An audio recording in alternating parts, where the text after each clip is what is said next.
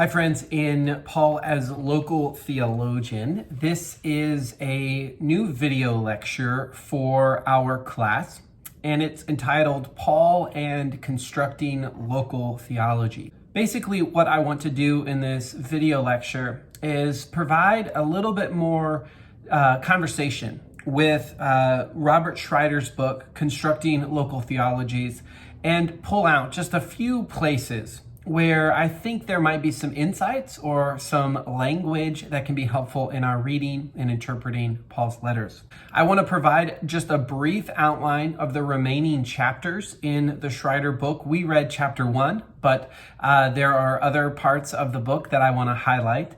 And then I want to walk through just about 4 insights that I found in the reading of this book that I think are relevant for Paul's letters. As I mentioned, there are additional chapters to Schreiter's work in his book, Constructing Local Theologies, that we didn't read. We read the very first chapter, the introductory chapter, which is sort of a rationale or a reasoning for local theology.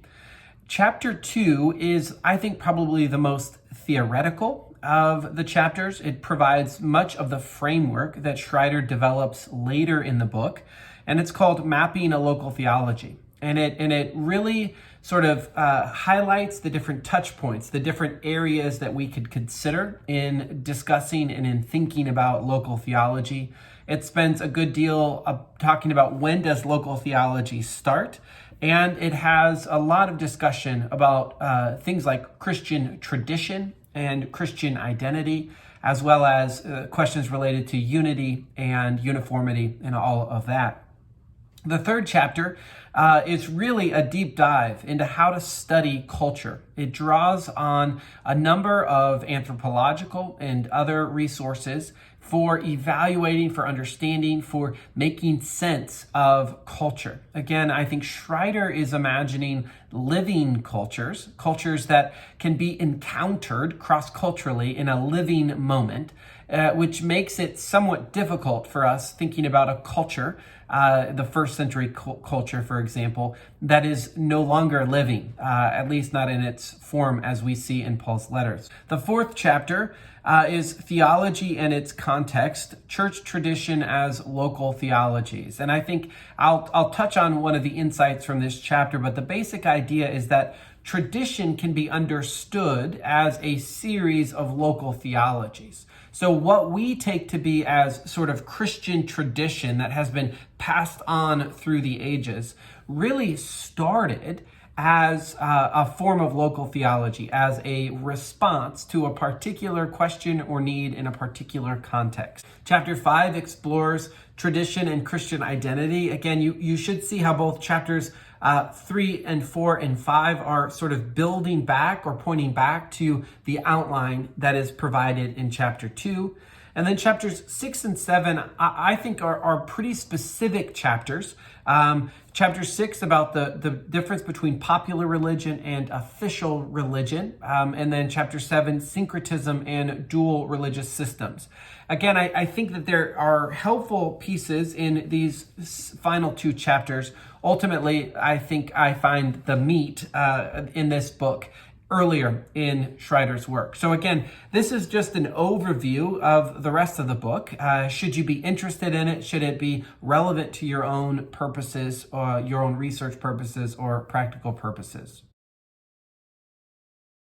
Now I want to spend just a few moments highlighting a few insights that I have from using this book, from reading this book, and using this book to think through Paul's letters and Paul's work as a theologian. I think the first insight, again, is this notion that tradition is local theology or originates as local theology. Schreiter says that these traditions are theologies growing up in response to certain contexts or certain problems. I think that that's really important, and I think we can think of examples. I think about the 200 or 300 year period that the church was discussing and debating the nature of the Trinity. Many of those points were introduced really by Greek philosophical thought, Greek philosophical questions about the nature of the divine, about existence and being. And these are, some could say, well, those are alien to the biblical writings. Well, maybe. But as soon as Christianity is growing into the Greco-Roman world, it has to respond to some of these questions. Another could be Dietrich Bonhoeffer's work as a pastor and as a theologian really can't be understood independent of the rise of the Third Reich and Hitler's plan in Germany, right? There's no understanding what was animating some of Bonhoeffer's theological work without that context. Similarly, there is a movement known as the God is dead theology that really sort of is born out of the Holocaust. It's born out of World War II, and it results in a significant shift in how we understand God and God's interactions with humanity. And again, that theological project cannot be understood independent of that vast and terrible and significant events of the Holocaust and World War II.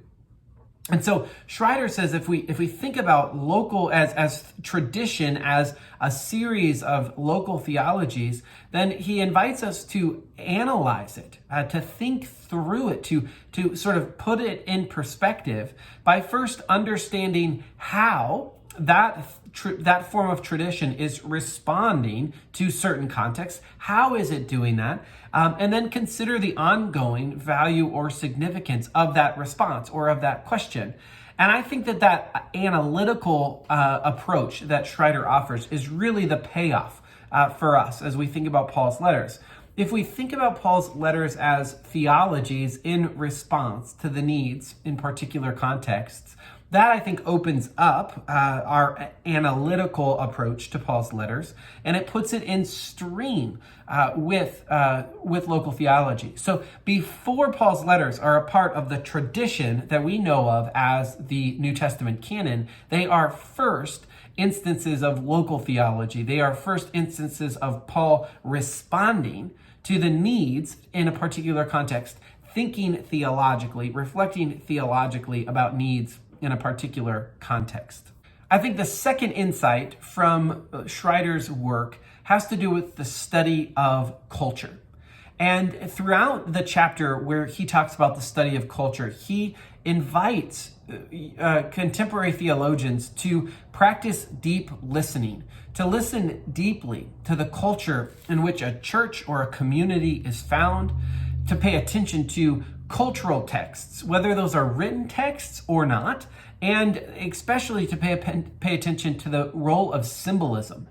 And I think that this is clearly important if we're thinking about contemporary missions, right? If we're thinking about contemporary cross-cultural interactions, whether that's traveling around the world to become a missionary in Africa or in Asia, or even if it's just a matter of traveling just a little bit to Clarkston and immersing yourself in the cross-cultural realities of the refugee communities living in Clarkston. If you want to effectively work, if you want to effectively convey the good news, if you want to help communities craft theology in any of these contexts, you have to first listen to their culture. You have to first immerse yourself in the culture.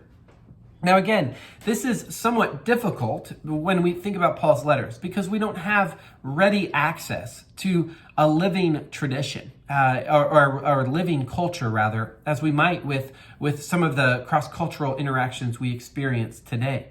I think that when we think about Paul and his placement within the larger ancient Mediterranean world or the Greco-Roman context, one word that I find to be super important is the idea of negotiation. Negotiation. This is a way of understanding how Jews interacted with the dominant culture throughout the ages, especially the Roman culture or the Greek culture prior to that. And negotiation says that ancient Jews both used parts of that Greek or Roman culture and they refused them. So it's this dance. It's not a simple rejection or a simple assimilation. It's much more nuanced and complicated. And so when we think about Paul and we think about his communities, there's probably a similar negotiation going on, so that Paul can adopt and can make use of aspects of a Roman culture for his purposes. That may be part of the water that he drinks, part of the air that he breathes, but then there will be other aspects that he will refuse, that he'll push against. And so I think that that idea of negotiation is important for us as we study Paul. So in Acts 17, this is an example perhaps, Paul is portrayed as having a deep understanding of what is going on in the Areopagus, what is going on in the sort of cultural and religious world of Athens. And he is able to engage Stoic and other philosophers, right? So Paul is portrayed as one who almost immediately upon entering Athens has the ability to read the culture and respond to it. And so I think that is an example, at least a partial example of this sort of listening to culture. I don't know that Paul had to do that with all of his communities, because as a Jew who grew up outside of Jerusalem, as a diaspora Jew, Paul was conversant, was a participant in many aspects of an ancient Mediterranean culture. And so it's not necessarily a full cross-cultural interaction in every instance, I don't think. I wanted to highlight just a few resources that might help us as we, since we don't have access to the living culture in which Paul found himself, perhaps we can study it from a distance. And so there's the cultural anthropological approach of Bruce Molina, whose book, The New Testament World, really helps us understand some of the cultural scripts, some of the cultural texts that might have been at work in the early Christian period.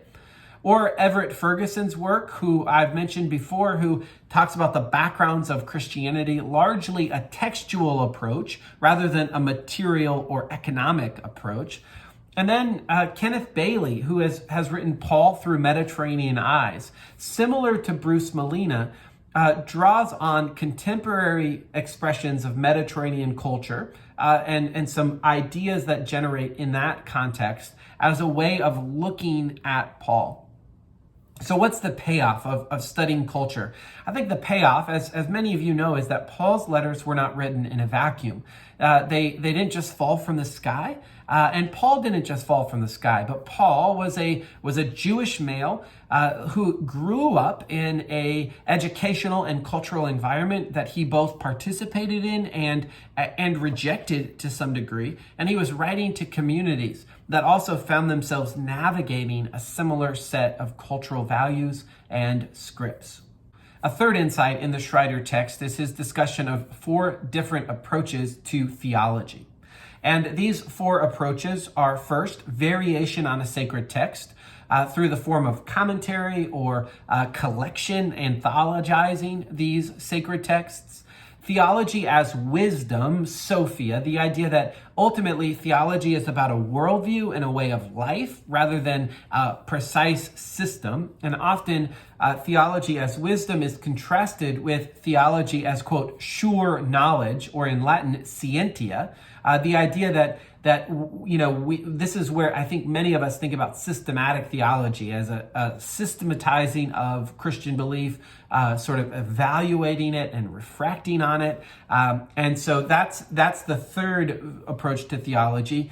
And then theology as praxis really grows out of the philosophical work of Hegel and the political work of Karl Marx. But the idea that we see in praxis is that theology really should have as its goal the transformation of society, specifically the transformation of an unjust or oppressive society through the analysis of Karl Marx and so forth. But I think what's really important to this praxis model, independent of the sort of the philosophical and political work that gives birth to it, is this idea that action and reflection are sort of constantly related in the theological process. And so when we think about Paul, I've got examples of Paul, I think, where clearly his variation on the sacred text of the Hebrew Bible is happening throughout his letters. If we think about how he uses Abraham or his use of Isaiah in Romans 9 through 11, these are examples of Paul acting through this theological approach of variation on a sacred text. But I think also theology as wisdom, as a worldview and a way of seeing the world, you might think about the central place of the cross in Paul's thinking, or the idea of being incorporated into Christ, of being baptized into Christ, of being Christ's body. Again, this is more a way of life, a way of inhabiting the world than a theological system. And then finally, I think that we can think of the action and reflection piece as part of what's going on in Paul's letters. Paul is asking the Corinthians, for example, to consider their behavior around the Lord's Supper, and then he's reflecting on it. What does it say about your understanding of Jesus, or of the crucifixion, or of this ritual known as the Lord's Supper, if some of you are getting drunk and full and some of you are eating scraps, right? That's an action and reflection cycle without necessarily the specific political context of Karl Marx. And so I think all of these invite us to ways of regarding aspects of Paul's letters as acts of local theology, as acts of theology in a variety of ways. I'm sure there are more connections that could be made between Schreiter's work on constructing local theologies and the letters of Paul. But I hope that these few that I've highlighted in this video lecture are helpful and at least get us asking new questions or making new observations about Paul's letters and his work as a theologian. Thank you so much for your time.